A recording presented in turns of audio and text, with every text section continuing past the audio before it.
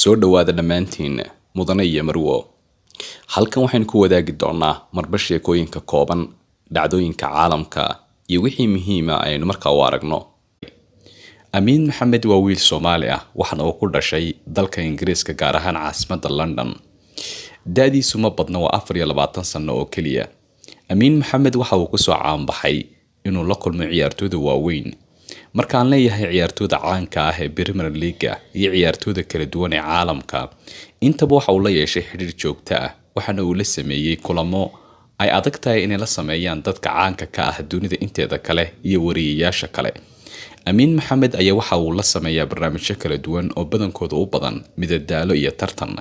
Dad badan ayaa ku xidhan, waxaana ay maalintii ama 24 saacadood marka laga soo wareegaba ay daawadaan 1 milyan wax ka badan daawashada ay siiyaan YouTube-kiisa. Amiin Maxamed waa wiil Soomaaliyeed, laakiin dad badan ayaa maraan soo dhigay TikTok-ta waxay ka hadleen qabiilkiisa iyo gobolka uu ka soo jeedo. Hadduu Somaliland ka soo jeedo iyo hadduu ka soo jeedo gobolada Soomaaliya, intaba waa Soomaali uun. Micnaheedu maaha marka aan leeyahay Amiin waa wiil Soomaali ah inaan kala saari karo ama aad iga sugaysaan inaan qabiilkiisa ama aan sheego magaaladii uu ku dhashay. Laakiin Amiin hadduu doono ka soo jeedo Somaliland, hadduu doono ka soo jeedo Soomaalida inteeda kale, laakiin marka aan nafsamka ama aan sheegayo cidda uu yahay waa inaan Soomaalinimo u sheegaa, waayo wax ka weyn Soomaalinimo oo aan qarin karaa ma jirto. Anigu cid baan ahay, adigu cid baad tahay, cid kale cid bay tahay, nin walba nin baa dhalay, nin garaca ama cid ay hooyo kaliya dhashay ma jirto. Nin walba qof baa dhalay, gabadh walba nin baa dhalay. Micnaheedu ma aha inaynu nahay dad kala duwan. Soomaali baynu nahay haddaynu nahay dhulka Soomaalida dadka degan. Marka cid walba oo Soomaali ah inaynu kor u qaadno ama aynu sheegno muhiimadda caalamka ku leeyahay waa qayb muhiim ah oo ka ah dhiirigelinta koobaad inaga ayaa siinayna. Amiin Maxamed waa wiilka Soomaaliga ah, meeshuu doonaha ugu dhasho, gobolkuu doono iyo magaaladuu doono, laakiin waa wiil Soomaali ah, waana darajadii ugu sareysay aan siin karayay haddii uu yahay wiilkani wiil Soomaali ah. Amiin Maxamed waxa uu haystay barihii ugu dambeysay YouTube-ka iyo waliba TikTok-ta, dad badan ayaa ku kaftamayay, waxaana uu inta badan sameeyaa akshanada ciyaartooyda waaweyn ee caalamka, waliba gaar ahaan ciyaartooyda Premier League. Marka ay dabaaldegayaan ama ay goolka dhaliyaan, nin walba waxa uu leeyahay akshan gaar ah oo ku dabaaldego. Laakiin Amiin Maxamed ayaa qaar badan oo kamid ah waxa uu la keenay akshanadooda si uu markaa u dhigo qaabka ay u ciyaarayaan. Waana qof muhiim ku ah sportiska iyo waliba baraha caalamka oo dhan. Waxaana uu inta badan kala soo dhex muuqday xidiga weyn ee caanka ah ee Ronaldinho. Xidiga weyn ee Ronaldinho ayaa inta badan waxa ku adag inay dadka caadiga ah ay la kulmaan. Markaan leeyahay dadkan caanka ah, dadka caadiga ah lama kulmi karaan, waxaan ka wadaa dadkani waxay xayeysiisyo kala duwan ay kaga jiraan shirkadaha waaweyn ee caalamka. taas ayaa u kaliftay inay adag tahay inaad adigu la kulantid in cid kale la kulanto iyo waxay doonaan inay sameyn karaan, maadaama ay ku jiraan heshiis caalami ah oo ay xayeysiisaadka ku sameynayaan. hadday gaari noqoto, hadday sharaab noqoto, hadday meelo kale noqoto iyo hadday cunto cunayaanba, waa inay qariyaan magaca haddaan xayeysiiska ugu jirin. sidaas oo kale ay ugu qarin karaan wajiyadoodana si aanay cid walba aanay sawir la gelin, cid walbana aanay la kulmin.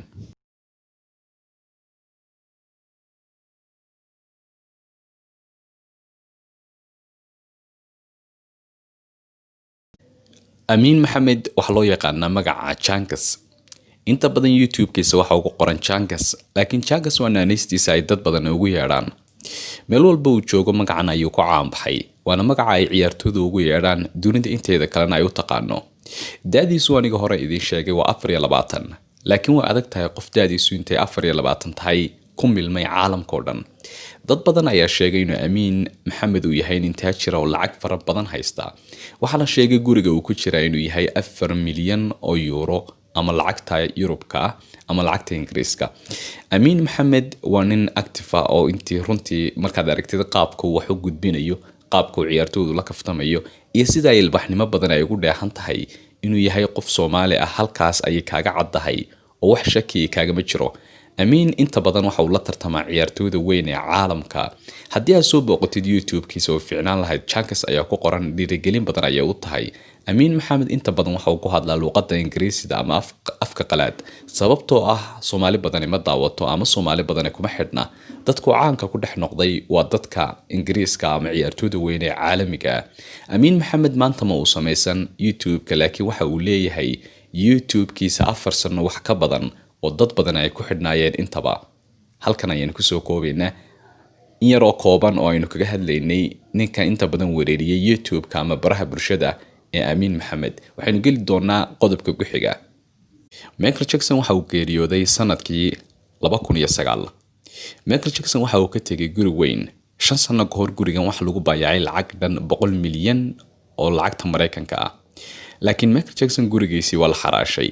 maalmihii ugu dambeeyay waxa la siiyay 20 milyan oo kaliya, waxaana weliba siistay ninay saaxiib dhow ahaayeen oo inta badan ay gurigan wada joogi jireen. Michael Jackson gurigiisana qiimo dhac badan ayaa ku yimi kadib markii lagu eedeeyay inuu halkan ku kufsan jiray caruurta yaryar, weliba caruurta wiilasha ah. halkan ayuu ugu yeedhi jiray, waxa uu odhan jiray kubadda ciyaara, halkan ku ciyaara, gurigan weyna ku dabaaldega. laakiin dad badan ayaa sheegay inuu Michael Jackson ahaa nin caruurta yar kufsada. dhowr jeer ayaa maxkamad lasoo istaajiyay dalka Mareykanka, laakiin waxa lagu waayay Michael Jackson arrinka ay ku sheegayaan ee caruurta yaryar inuu kufsado. Michael Jackson lama garan karo inay dadkaasi ceebeynayaan iyo inay dhab ka tahay, laakiin markii dambe uu geeriyoonayay 2009 waxa loo haystay maxkamadii oo dib loo cusboonaysiiyay caruurtii yaryareed oo kufsadayna in lagu cadeynayay.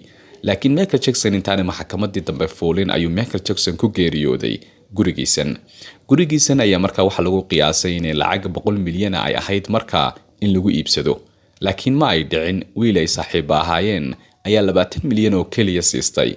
gurigan ayaa lagu daray inuu yahay guryaha xaraashka ah ee Michael Jackson uu taariikhda badan ku lahaa in la xaraashay oo la siistay lacag ka yar intii markii hore loogu talagalay ama 5 sano ka hor intii la kala siisan lahaa gurigan Michael Jackson. si walba ha noqotee, ceebtan haraysay guriga ayaa waxaa laga yaabaa inay hoos u dhigtay qiimihii la kala siisan lahaa markii hore oo ahayd 100 milyan wax ka badan.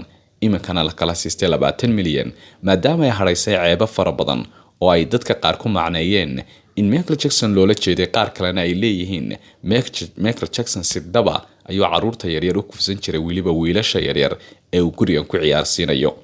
halkan ayaan kusoo gabagabeynaynaa. intaynu mar kale kulmi doono, waa aniga oo ah Cali Cabdiraxmaan. halkan aad ka daawanaysaan waa Ardaa Show. barnaamijkeenu waa subaxsan. salaamu calaykum waraxmatullaahi wabarakaatuh.